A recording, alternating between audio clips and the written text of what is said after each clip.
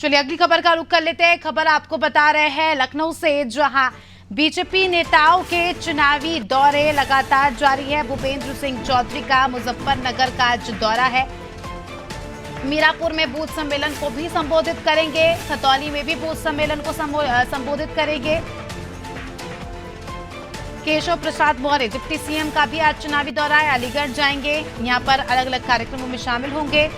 और ब्रजेश पाठक भी बाराबंकी के प्रवास पर रहेंगे। तो सारे बड़े नेता, पार्टी के बड़े चेहरे यहाँ पर, जिम्मेदारी यहाँ पर इनको मिल गई है अलग अलग बूथों पर जाने की, लोगों से बातचीत करने की और कार्यकर्ताओं में उत्साह भरने की। ज्यादा जानकारी ले लेंगे, जुड़े हुए उमंग। बीजेपी नेताओं के चुनावी दौरे उत्तर प्रदेश में जारी हो गए हैं। जिस प्रकार से हम शुरू से ही चर्चा कर रहे हैं कि जमीनी तौर पर, ग्राउंड लेवल पर अब बीजेपी उत्तर प्रदेश में काम कर रही है। और इसी के तहत देखा जा रहा है कि भूपेंद्र सिंह चौधरी के साथ दोनों डिप्टी सीएम के अलग अलग जगहों पर दौरे हैं। जशमिता, देखिए बिल्कुल साफ तौर से उत्तर प्रदेश में भारतीय जनता पार्टी अपने प्रचार प्रसार अभियान में कोई कमी नहीं छोड़ना चाहती है। इसी क्रम में एक और जहां मुख्यमंत्री योगी आदित्यनाथ जो है वो तमाम लोकसभाओं में चुनाव प्रचार प्रसार अभियान की कमान संभाल रहे हैं। भाजपा के शीर्ष नेतृत्व की ओर से लगातार जो केंद्रीय नेता है वो भी उत्तर प्रदेश में चुनाव प्रचार प्रसार अभियान की कमान संभाल रहे हैं। तो ऐसे में उत्तर प्रदेश में तमाम पदाधिकारी जो है वो उनको लोकसभा चुनाव के लिए अलग अलग लोकसभाओं में जो उनकी जिम्मेदारी है वो सौंप दी गई है। लगातार भारतीय जनता पार्टी के तमाम बड़े नेता जो है प्रचार प्रसार अभियान यूपी में करते हुए नजर आ रहे हैं। अगर बात करें उत्तर प्रदेश की, तो उत्तर प्रदेश के जो डिप्टी सीएम है केशव प्रसाद मौर्य और ब्रजेश पाठक, वो भी लगातार अपने प्रचार प्रसार अभियान को उत्तर प्रदेश में और मजबूती के साथ आगे बढ़ाते हुए नजर आ रहे हैं। भाजपा प्रदेश अध्यक्ष भूपेंद्र सिंह चौधरी लगातार उत्तर प्रदेश में अलग अलग लोकसभाओं में पहुंच रहे हैं, जहां पे वो बूथ सम्मेलन कर रहे हैं, लगातार कार्यकर्ताओं से बात कर रहे हैं। लोकसभा चुनाव के लिए लोकसभाओं में बैठकर वो अपने पार्टी के पदाधिकारियों और नेताओं के साथ बैठक करते हुए नजर आ रहे हैं। पार्टी के उम्मीदवारों के लिए प्रचार प्रसार अभियान को आगे बढ़ा रहे हैं। तो ऐसे में बता दें आपको, भूपेंद्र सिंह चौधरी का आज मुजफ्फरनगर दौरा है। भूपेंद्र सिंह चौधरी का मुजफ्फरनगर दौरा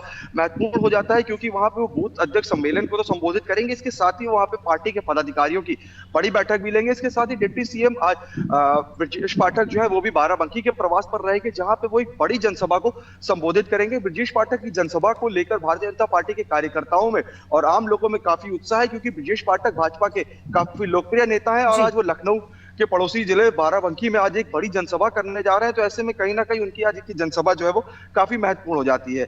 इसके साथ ही उत्तर प्रदेश के उप मुख्यमंत्री केशव प्रसाद मौर्य जो है वो भी आज महत्वपूर्ण कार्यक्रमों में शामिल होंगे। आपको बता दें कि केशव प्रसाद मौर्य अलीगढ़, अमरोहा और मुरादाबाद के प्रवास पर रहेंगे, जहां पे वो बूथ अध्यक्ष सम्मेलन को संबोधित करने के साथ साथ पार्टी के उम्मीदवारों के लिए वोट की अपील करते हुए भी नजर आएंगे। इसके साथ ही केशव प्रसाद मौर्य जो है वो इन तीनों ही जगहों पर आज भारतीय जनता पार्टी के तमाम पदाधिकारियों के साथ उत्तर प्रदेश में लोकसभा चुनाव के लेकर जो रणनीति तैयार की जा रही है उसके लिए बैठक करते हुए नजर आएंगे। इसके साथ ही प्रथम चरण के मतदान से पहले ज्यादा से ज्यादा लोगों से वोट करने की अपील करते हुए भी नजर आएंगे। जी बिल्कुल उमंग, अगर हम बात करें, आदर्श आचार संहिता लागू है पूरे देश भर में, ऐसे में जो है नेताओं के दौरे हैं, तो उसमें इस बात को कैसे ध्यान में रखा जा रहा है? अगर हम व्यवस्थाओं की बात करें कि आचार संहिता का पालन हो, कहीं पर भी उल्लंघन ना हो, क्योंकि जाहिर सी बात है जब नेता जाते हैं तो बड़ी संख्या में लोग इकट्ठे होते हैं, ऐसे में आचार संहिता का पालन हो, इसको लेकर पुलिस प्रशासन कितना एक्टिव है?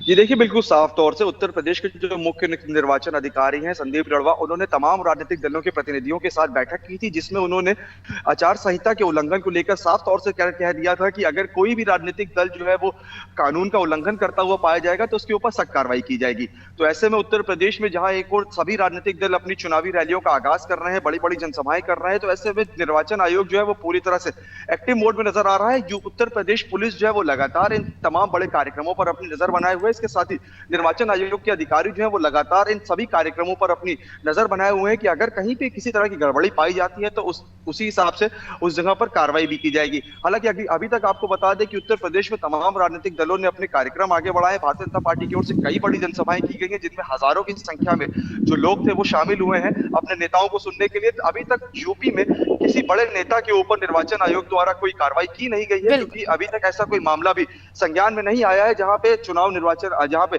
आचार संहिता का उल्लंघन किया गया हो। हालांकि आपको बता दें कि शिकायतें लगातार की जा रही हैं। भारतीय जनता पार्टी के नेताओं ने कई बार समाजवादी पार्टी और कांग्रेस के नेताओं की शिकायत की है। जी। समाजवादी पार्टी के डेलीगेशन ने निर्वाचन आयोग से भारतीय जनता पार्टी के कई नेताओं की शिकायत की है।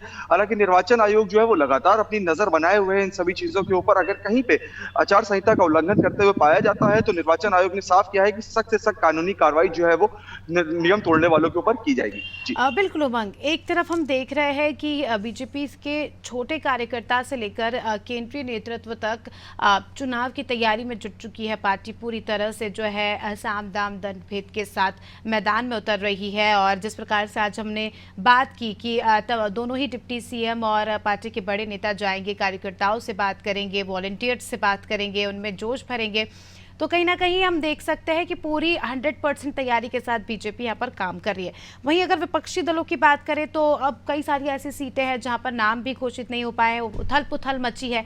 ऐसे में क्या लगता है कितना चैलेंजिंग इस बार विपक्ष के लिए चुनाव साबित हो सकता है? तौर से उत्तर प्रदेश में कांग्रेस ने जब समाजवादी पार्टी के मुखिया अखिलेश यादव को इंडिया गठबंधन को उत्तर प्रदेश में जिताने की कमान सौंपी थी तो समाजवादी पार्टी के साथ तमाम जो विपक्षी दल थे वो काफी जोश में नजर आ रहे थे। हालांकि भारतीय जनता पार्टी के प्रचार प्रसार अभियान के सामने अभी विपक्षी दल जो है वो लगातार अपनी तैयारियों को आगे बढ़ा रहे हैं। विपक्ष का कोई बड़ा नेता अभी उत्तर प्रदेश में कोई बड़ी जनसभा नहीं कर पाया है। लगातार रैलियों का जो ब्लूप्रिंट है वो तैयार किया जा रहा है। अखिलेश यादव ने कल देर शाम ये साफ किया था कि अब उत्तर प्रदेश में समाजवादी पार्टी जो है वो करीब 2 करोड़ पीडीए परिवारों से अगले 2 महीनों में संवाद करेगी और इसके साथ ही उत्तर प्रदेश में समाजवादी पार्टी और इंडिया गठबंधन को मजबूत करने का काम करेगी। अश्विता, तो कई देखने वाली बात यह भी है कि एक और जहां भारतीय जनता पार्टी रोजाना अपनी दर्जनों के हिसाब से जो चुनावी जनसभाएं हैं, रैलियां हैं, उनको आगे बढ़ा रही है, ज्यादा से ज्यादा उत्तर प्रदेश में लोगों से कनेक्ट कर रही है, तो वहीं दूसरी ओर अखिलेश यादव ने आगामी 2 महीनों का लक्ष्य रखा है। तो 2 महीने बहुत ज्यादा समय कहीं समाजवादी पार्टी के लिए ना हो जाए। इसके साथ ही उत्तर प्रदेश में अब पीडीए एक और समाजवादी पार्टी के मुखिया अखिलेश यादव का पीडीए था, तो वहीं असदुद्दीन ओवैसी, पल्लवी पटेल ने पीडीएम बनाकर उत्तर प्रदेश में विपक्ष की मुश्किलें बढ़ा दी है। क्योंकि पल्लवी पटेल जो है वो कहीं ना कहीं समाजवादी पार्टी के साथ गठबंधन में थी और इसके साथ जब वो पार्टी से समाजवादी पार्टी से अलग हुई है तो वो कहीं ना कहीं समाजवादी पार्टी को ही कमजोर करती हुई नजर आ रही है।